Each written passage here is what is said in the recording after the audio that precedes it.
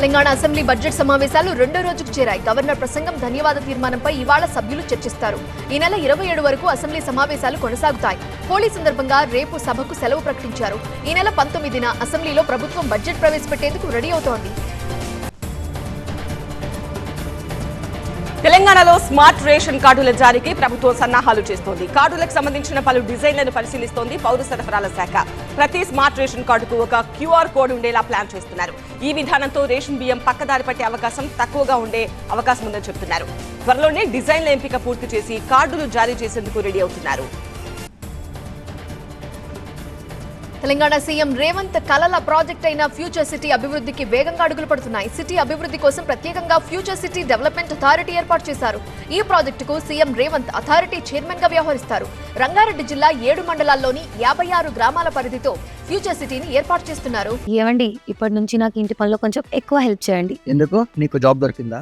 నాకు నేనే బాస్ అవ్వాలనుకుంటున్నా. ఎలా? బాస్ వాలా. Be the boss. తెలంగాణలో నియోజకవర్గాల పునర్విభజనపై అఖిలపక్షం ఏర్పాటు చేయాలని నిర్ణయించింది ప్రభుత్వం. దీనికి సంబంధించి ఇప్పటికే డిప్యూటీ సీఎం భట్టి, సీనియర్ నేత జానారెడ్డి అన్ని రాజకీయ పక్షాలకు లేఖలు రాశారు. నియోజకవర్గాల పునర్విభజనపై తమిళనాడు సీఎం ఇప్పటికే పోరాటం ప్రారంభించిన నేపథ్యంలో తెలంగాణ సైతం ఆ దిశగా అడుగులు వేస్తోంది. తెలంగాణ సీఎం రేవంత్ ఢిల్లీకి వెళ్లారు. ఇవాళ విదేశీ వ్యవహారాల శాఖ మంత్రి జైశంకర్ తో భేటీ అవుతారు. విదేశాల్లో తలదాచుకుంటున్న ఫోన్ ట్యాపింగ్ నిందితులను రాష్ట్రానికి రప్పించేందుకు సహకరించాలని కోరే అవకాశం ఉంది.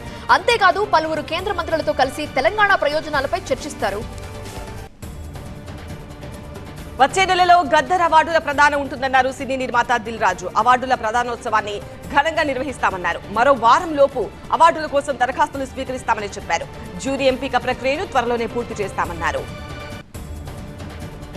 తెలంగాణ ఇంటర్ ప్రశ్నాపత్రాల్లో మళ్లీ 3 తప్పులు గుర్తించారు. ఇంటర్ ఫైనల్ ఇయర్ మ్యాథ్స్ వృక్షశాస్త్రం పరీక్ష పత్రంలో 3 తప్పులు గుర్తించారు. వాటిని సవరించుకోవాలని పరీక్షా కేంద్రాలకు అధికారులు ఇప్పటికే సమాచారం అందించారు.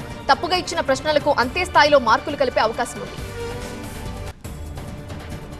సిరిసిల్ల ఎమ్మెల్యే కేటీఆర్ పై ఎమ్మెల్సీ బల్మూరి వెంకట్ ఆగ్రహం వ్యక్తం చేశారు. పిచ్చి కుక్క కరిసినోడిలా మాట్లాడుతున్నారని విమర్శించారు. ఇదే ధోరణి కొనసాగితే పిచ్చి కుక్కను తరిమినట్టు కేటీఆర్ ను కూడా ప్రజలు తరిమి కొడతారన్నారు. ముఖ్యమంత్రి కుర్చీని గౌరవించడం ఒక శాసనసభ్యుడిగా కేటీఆర్ కు తెలియదన్నారు. 80,000 పుస్తకాలు చదివిన కేసీఆర్ ఆ మాత్రం ఇంగిత జ్ఞానం నేర్పలేదా అంటూ సూటిగా ప్రశ్నించారు. ఎస్ఎల్బీసీ టన్నెల్ దగ్గర సహాయక చర్యలు కొనసాగుతున్నాయి. మిగతా వారి ఆచూకీ కోసం రోబోలను రంగంలోకి దింపింది ప్రభుత్వం. కార్మికుల జాడ కోసం హైడ్రాలిక్ పవర్ ఉన్న రోబోని టన్నెల్ లోపలికి పంపారు. చివరి 40 మీటర్లు ప్రమాదకరంగా ఉండటంతో రోబోలను వాడుతున్నారు. ప్రమాద స్థలంలో రోబో ద్వారా భారీ పంపు ఏర్పాటు చేసి బురదని బయటికి పంపుతున్నారు. కాకినాడ జిల్లా పిఠాపురంలో రేపటి జనసేన ఆవిర్భావ సభకు ఏర్పాట్లు ముమ్మరంగా సాగుతున్నాయి. జయకేతనం పేరుతో జరిగే సభ పోస్టర్ను ఆవిష్కరించి మాట్లాడారు మంత్రి నాదెండ్ల మనోహర్. దేశంలోనే 100% స్ట్రైక్ రేటున్న పార్టీ జనసేన అన్నారు. రేపు జరిగే జయకేతనం సభ రాష్ట్ర చరిత్రలో చిరస్థాయిగా నిలిచిపోతుందన్నారు. ఈ సభకు కర్ణాటక, మహారాష్ట్ర, తమిళనాడు, తెలంగాణ నుంచి కార్యకర్తలు వస్తున్నట్టు చెప్పారు. చంద్రబాబు, పవన్ పై అసభ్య ఆరోపణల కేసులో పోసానికి కష్టాలు తప్పటం లేదు. కొత్తగా గుంటూరు కోర్టు ఆయనకు 14 రోజుల రిమాండ్ విధించింది. ఈ నెల 26 వరకు రిమాండ్ విధించడంతో వైద్య పరీక్షలు పూర్తి చేసి పోసానిని గుంటూరు సబ్ జైలుకు తరలించారు పోలీసులు. చంద్రబాబుపై అనుచిత వ్యాఖ్యల విషయంలో సిఐడి నమోదు చేసిన కేసులో ఈ రిమాండ్ విధించింది కోర్టు. వనపర్తి జిల్లా పెబ్బేరు ఎస్ఐపై డీజీపీకి ఫిర్యాదు చేసింది BC political JAC. Hyderabad DGP కార్యాలయంలో ఫిర్యాదు అనంతరం మాట్లాడారు JAC chairman Rachala Yugandhar Goud. Pebbair SI Hariprasad Reddy అవినీతికి పాల్పడుతూ స్థానికులను ఇబ్బంది పెడుతున్నట్టు చెప్పారు. బంగారం చోరీ కేసులో రికవరీ చేసిన బంగారాన్ని బాధితులకు ఇవ్వకుండా నొక్కేశాడని ఆరోపించారు. లా అండ్ ఆర్డర్ ను గాలి కొదిలేసిన ఎస్ఐపై చర్యలు తీసుకోవాలని డీజీపీని కోరినట్టు చెప్పారు. కడప జిల్లా కాశీనాయన క్షేత్రం విషయంలో మాట నిలబెట్టుకున్నారు మంత్రి లోకేష్. ఇచ్చిన హామీ ప్రకారం జ్యోతి క్షేత్రానికి ఆర్టీసీ బస్సు పునరుద్ధరించారు. మంత్రి ఆదేశాలతో ఇవాటి నుండి బస్సుల రాకపోకలు కొనసాగుతాయి. ఆలయ పరిధిలోని వసతి గృహాల పునర్నిర్మాణ పనులు చేపట్టారు. మాట నిలుపుకున్న మంత్రికి స్థానికులు కృతజ్ఞతలు తెలిపారు. Srikakulam BC welfare senior assistant Balaraju ఏసీబీకి చిక్కాడు. ఉద్యోగుల నుంచి లంచం తీసుకుంటూ రెడ్ హ్యాండెడ్ గా దొరికాడు. బీసీ హాస్టల్లో పనిచేసే కుక్, అటెండర్ నుండి 25,000 లంచం తీసుకుంటూ దొరికాడు. నిందితుడు బాలరాజును అధికారులు అదుపులోకి తీసుకుని ఆఫీసులో సోదాలు జరిపారు. లంచం వ్యవహారంలో ఉన్నతాధికారుల ప్రమేయం పైన ఆరా తీస్తున్నారు. విశాఖ ఆంధ్ర యూనివర్సిటీలో హాస్టల్ విద్యార్థులు ఆందోళనకు దిగారు. వర్సిటీ మెయిన్ గేట్ ముందు కూర్చుని వైస్ ఛాన్సలర్ కు వ్యతిరేకంగా నినాదాలు చేశారు.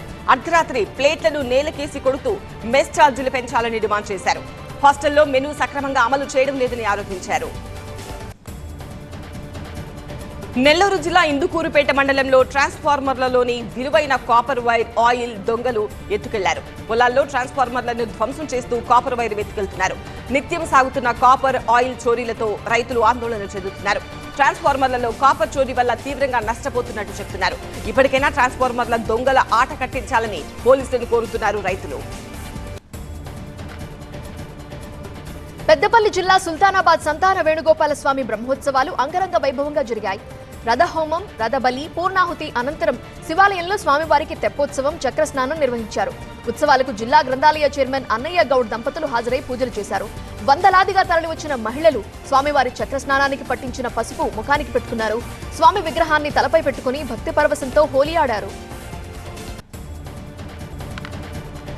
సత్యసాయి జిల్లా కదిరి మండలం నడిమిపల్లిలో పల్లె నిద్ర చేశారు అర్బన్ పోలీసులు. పల్లె నిద్రలో భాగంగా చైన్ స్నాచింగ్, సైబర్ నేరాలపై స్థానికులకు అవగాహన కల్పించారు. గ్రామాల్లోకి అనుమానితులొస్తే సమాచారం ఇవ్వాలని కోరారు. చట్టాలు, నేరాల నివారణపై చైతన్యం తేవటమే పల్లె నిద్ర ప్రధాన ఉద్దేశమన్నారు. కోల్కతాలో నిర్వహించిన హోలీ వేడుకల్లో బెంగాల్ సీఎం మమతా బెనర్జీ పాల్గొన్నారు. కళాకారులతో కలిసి ఆమె డాన్స్ చేశారు, దాండియా ఆడారు. అందరికీ హోలీ శుభాకాంక్షలు చెప్పారు దీదీ.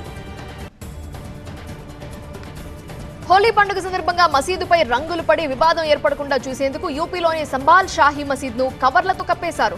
రెండు వర్గాల పరస్పర సమ్మతితోనే ఈ ఏర్పాటు చేసినట్టుగా పోలీసులు తెలిపారు.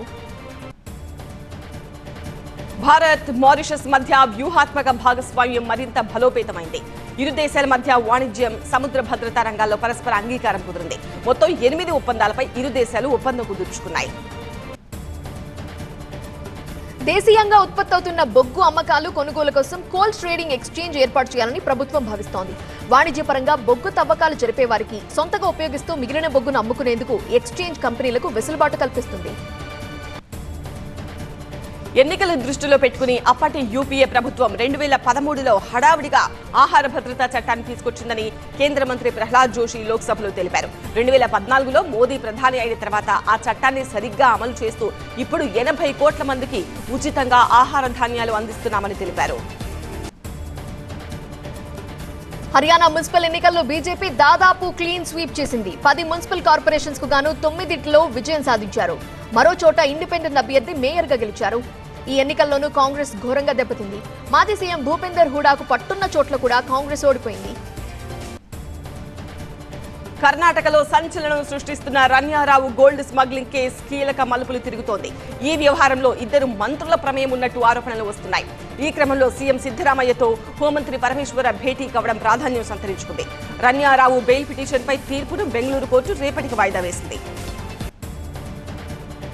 బీహార్ శాసన మండలిలో ముఖ్యమంత్రి నితీష్ కుమార్, విపక్ష నేత రబ్డీ దేవి మధ్య తీవ్ర స్థాయిలో వాగ్వాదం జరిగింది. తమ ప్రభుత్వం ఎంతో చేసిందని, గత ప్రభుత్వాలు ఏమీ చేయలేదని నితీష్ కుమార్ అన్నారు.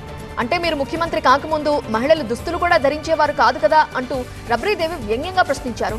సీఎం మాట్లాడుతుండగానే ఆర్జేడీ సభ్యులు సభ నుండి వాకౌట్ చేశారు. నితీష్ కుమార్ భంగమత్తులో ఉన్నారని రబ్డీ దేవి ఆరోపించారు.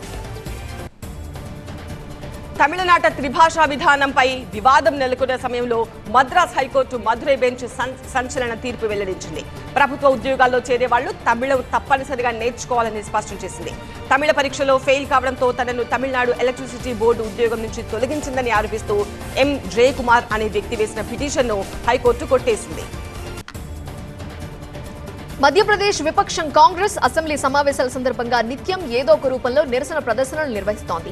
అసెంబ్లీలో బడ్జెట్ ప్రవేశపెడుతున్న వేళ కాంగ్రెస్ ఎమ్మెల్యేలు తమను తాము ఇనుప గొలుసులతో బంధించుకుని నిరసన చేపట్టారు. పుష్ప 2 తర్వాత అల్లు అర్జున్ నెక్స్ట్ సినిమా కోసం సిద్ధమవుతున్నారు. పుష్ప కోసమే చాలా మేకోవర్ అయిన బన్నీ తాజాగా అట్లీ సినిమా కోసం కూడా అదే స్థాయిలో మేకోవర్ కానున్నారని తెలుస్తోంది. ఈ చిత్రం కోసం బ్రాండ్ న్యూ అవతార్లోకి మారబోతున్నారు అల్లు. త్వరలోనే అట్లీ సినిమాపై అధికారిక ప్రకటన రానుంది. బాలకృష్ణ, బోయపాటి శ్రీను కాంబినేషన్ లో వస్తున్న యాక్షన్ ఎంటర్టైనర్ అఖండ 2 ఈ మూవీలో మేజర్ హైలైట్ యాక్షన్ సీక్వెన్స్ లని తెలుస్తున్నాయి. ముఖ్యంగా ఇప్పుడు ఉత్తరాది రాష్ట్రాల్లో చిత్రీకరిస్తున్న యాక్షన్ సీన్స్ సినిమాకి హైలైట్ అవుతాయంటున్నారు దర్శక నిర్మాతలు. ఈ సినిమా సెప్టెంబర్ 25న రిలీజ్ కానుంది.